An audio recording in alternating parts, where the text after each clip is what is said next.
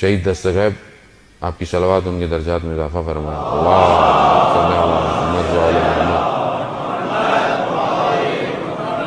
شہید دستغیب اپنی کتاب میں واقعہ نقل کرتے ہیں ایک شخص کا کہ اسے حالت احتضار میں بالکل آخری وقت میں تھا، تو کہتے ہیں کہ ان کو تلقین پڑھائی گئی کہ لا الہ الا اللہ کہو، اللہ پر ایمان لے کر آؤ، اشہد ان محمد رسول اللہ کہنا. بڑی مشکل سے اس نے پہلا کلمہ دوسرا کلمے کا دوسرا حصہ پڑھا، بہت مشکل سے کہہ رہا اس نے پڑھا. جب تیسرا ہم نے کہا کہ علی ولی اللہ پڑھو تو اس نے اشارہ کر دیا، نہیں پڑھا جا رہا، ایسے ہوش ہو گیا.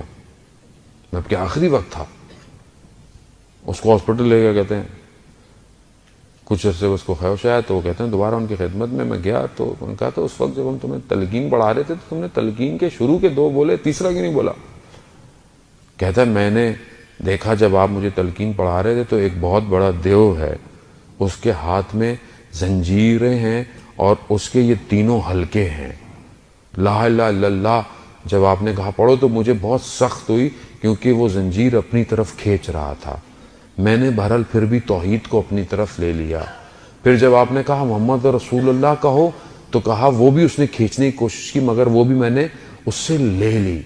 لیکن جب آپ نے کہا علی ولی اللہ کہو تو اس نے اپنے ہاتھ میں رکھی اور ایک ہاتھ میں اس نے مجھے ایک تھیلا دکھایا، کہا کہ اگر یہ تم نے گواہی دے دی تو یہ تمہارا سارا جتنا بینک بیلنس ہے، جتنا تمہارا مال ہے، تمہیں کچھ نہیں ملنے والا. تو کہہ رہا اس وقت میں نے کہا یہی تو میری ساری جمع پونجی ہے، یہ اگر چلی گئی تو پھر کیا ہوگا؟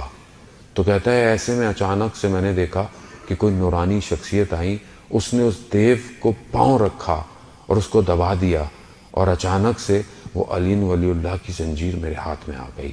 تو میں مرنے کے بجائے مجھے بچ گیا. میں نے دیکھا کہ میں اپنے آپ کو بستر پہ پایا. عزیزان محترم، حب دنیا کی محبت آخری لمحوں میں کلمہ پڑھنے نہیں دے گی.